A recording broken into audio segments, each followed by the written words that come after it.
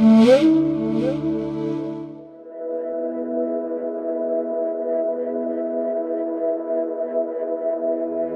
श्री राम। अभी हमारे सामने हमारे मित्र प्रश्न कर रहे हैं कि सुख का साधन संपत्ति बहुत अच्छा है। वाकई में सर्वे गुणा कांचन आश्रयंती, सारे गुण कंचन में हैं, परंतु अर्थ ही सब अनर्थों का मूल भी है। वो संपत्ति सुख देने का तरीका क्या है? एक उदाहरण याद आ गया। एक गांव के अंदर एक गरीब बच्चे ने बहुत कठोर परिश्रम करके पुराने जमाने में एक वैद्य बन गया। बहुत समय की बात नहीं है। अब वैद्य जी बन गए, लेकिन वैद्य जी को अपने गांव से दूसरे गांव जाने में या तो पैदल जाए, संसाधन कुछ थे नहीं, लेकिन एक वैद्य जी या तो पैदल जाते थे 2 घंटे चल करके, पर जब यदा कदा कोई जाता था, क्योंकि इक्के दुक्के वाहन कभी निकलते थे, तो लोग उनको बैठा के ले जाते थे, तो समय से पहुंच जाते थे। अब कुछ समय उन्होंने मेहनत करी। एक दिन अचानक उनके पास एक एक्सीडेंट का केस आ गया और उसकी बहुत अच्छे से उनकी अर्चना करी, व्यवस्था करी, सेवा करी। कैसे एक्सीडेंट हो गया? वो भी सत्संगी था। वैद्य जी, मैं क्या बताऊं, मुझे कहीं जाना था, सत्संग में जाना था, लेकिन मैं टीवी से चिपका रहा, और 5 मिनट और 5 मिनट और 5 मिनट। वो 5-5 मिनट करते करते मैं आधा घंटा लेट हो गया। वहां जाने का टाइम हो गया और मैंने बहुत तेज स्पीड में अपनी बाइक चलाई। ब्रेकर आ गया, मैं उछल गया और मैं छिल गया। ये तो बहुत बुरा हुआ। महाराज, मैं सत्संगी हूं, बुरा तो हुआ क्योंकि मुझे दर्द हुआ, लेकिन मैं इसको बुरा मानता नहीं। मेरी परमात्मा ने जिंदगी बचा दी है, बहुत अच्छा हो गया। और जिंदगी बचाई नहीं, मुझे ज्ञान दे दिया, जीवन में समय का सदुपयोग कर लो। यही काम मैं आधा घंटा पहले चलता तो मैं तेज स्पीड में चलता। मुझे एक साधना रखनी चाहिए थी कि मैं जब सत्संग में जा रहा हूं तो मेरा वर्चस्व सत्संग रहेगा, लेकिन मैंने टीवी भी देखा, मैंने घर के 2 काम भी किए। एक ही साधे सब सदे और सब साधे सब जाए। यदि एक कोई दृष्टिकोण रखता तो मैं सबको ठीक कर लेता, लेकिन सबको साथ लेके चल नहीं सकता। मुझे समय का पता लगा और मुझे भगवान की कृपा का पता लगा, और आज से मैं ये नियम लेता हूं, तन मन वचन से आपने मेरी सेवा करी, मैं सेवा का पाठ भी पढ़ के जा रहा हूं। तो धीरे धीरे वैद्य जी ने एक मोटरसाइकिल खरीद ली। अब वैद्य जी का एक नियम था कि मैं जब कभी भी किसी भी व्यक्ति के हेल्प लेके पहुंचता था, उस दिन बहुत मुझे सुख मिलता था। तो मेरा काम क्या है कि जब भी वो जाते तो एक रास्ते पर आके खड़े हो जाते थे जहां 3-4 रास्ते मिलते थे, कि जो भी उस गांव में जाएगा मैं जरूर किसी को लेके जाऊंगा। तो नियमित तौर पर वो समय से पहले आके खड़े हो जाना, और जरूरतमंद बुजुर्ग व्यक्ति, रोगी व्यक्ति, किसी को भी लेकर के उस शहर तक पहुंचते थे। वैद्य जी तन से भी सेवा करते थे, मन से भी सेवा करते थे, और जितना भी संभव हो सकता था दवा देकर के कुछ धन का उपयोग करते थे। पर भगवान की लीला होती है। से वैद्य जी की परीक्षा की घड़ी आ गई।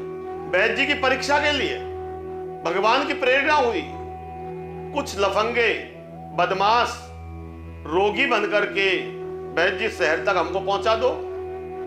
उनकी मोटरसाइकिल के ऊपर सवार हो गए और सुनसान जगह कर ले जा करके वैद्य जी को खड़ा कर दिया और चाकू निकाल के कहा, बाइक दे जाओ मुझे और तुम चले जाओ। वैद्य जी भयभीत हो गए। भयभीत होकर के वो मोटरसाइकिल तो दे दी, लेकिन जाते जाते एक शब्द कहा, देख भाई, भले तुम मेरी मोटरसाइकिल ले जाओ क्योंकि मैं स्वस्थ हूं, जा सकता हूं, आ सकता हूं, 1 घंटा फालतू चल लूंगा, लेकिन एक क्या कहते हो, मेरे पास टाइम नहीं, जल्दी बोलो, एक मेरी प्रार्थना सुन जाओ। तुम कभी भी किसी को यह मत कह देना कि वैद्य जी की मोटरसाइकिल हमने चुरा ली है। बोले ऐसा क्यों कहते हो आप?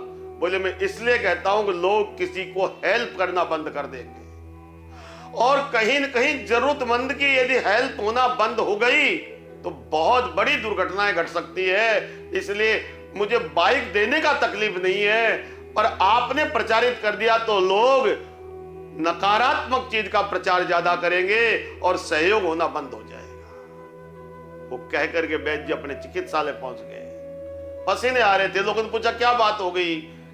बाइक खराब हो गई थी, मैंने बाइक को बेच दी, विचार आया कि दे देता हूं। बहाना बना दिया, अपने काम में लगन में मगन हो गए। लेकिन अब क्या हुआ? अगले चौराहे पर चोर जा रहे थे, पुलिस ने पकड़ लिया। कहां जा रहे हो? पीछे गांव से आ रहा हूं। ये बाइक तो वैद्य जी महाराज के, कैसे लेके जा रहे हो? उन्हीं के काम से भेजा उन्होंने। दूसरी जगह गए, जूता फटा हुआ था उनका, ठीक करने गए। मोची ने पहचान लिया ये तो वैद्य जी महाराज की मोटरसाइकिल, तुम कैसे लेके जा रहे हो? बहुत मुश्किल हो गया। जैसे तैसे करके वो कबाड़ खाने तक पहुंचे। एक कबाड़ी के पास जैसे जाकर के मोटरसाइकिल लगाई, कबाड़ी ने कहा क्या कर रहे हो? ये तो वैद्य जी महाराज की मोटरसाइकिल है, मैं तो हाथ भी नहीं लगा सकता इसको। घबरा गया, क्या करूं?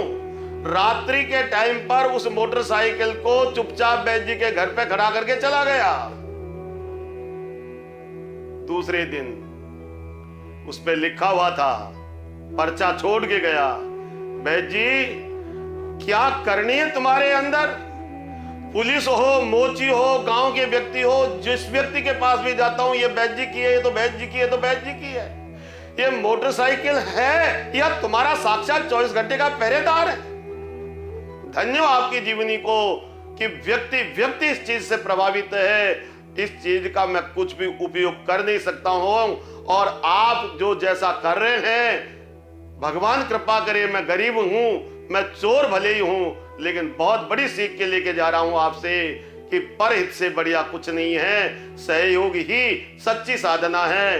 भले ही मैं पात्रता नहीं रखता हूं, लेकिन मैं भी सीख के जा रहा हूं। आप जैसा प्रसिद्ध व्यक्ति इस नगर सेठ की भी प्रशंसा नहीं है, लेकिन इस बाइक को ले जाकर के मैं कोई दुरुपयोग नहीं कर सका, ये आपकी साधना का फल है। और हमें जीवन में सतर्क होकर के इसी प्रकार के संसाधन करने चाहिए कि बिना सेवा के कोई प्रसिद्धि, बिना सेवा के कोई आनंदित हो जाए, ये संभव नहीं है। संपत्ति में सुख नहीं है। संपत्ति के तो ईर्ष्यालु होंगे, संपत्ति तो अभिमान पैदा करेगी, अभिमान से अपने भी पराया हो जाएंगे।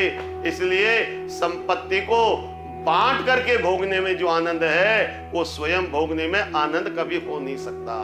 क्योंकि संपत्ति संग्रह करने के लिए बहुतों की बद्दुआएं भी लगती है। इसलिए दान देकर के जब तक शुद्ध नहीं करेंगे, हम संपत्ति का सही उपयोग कर ही नहीं सकते। इसलिए ध्यान दें, सबका सहयोग ही सर्वश्रेष्ठ संस्कार है। जय श्री राम।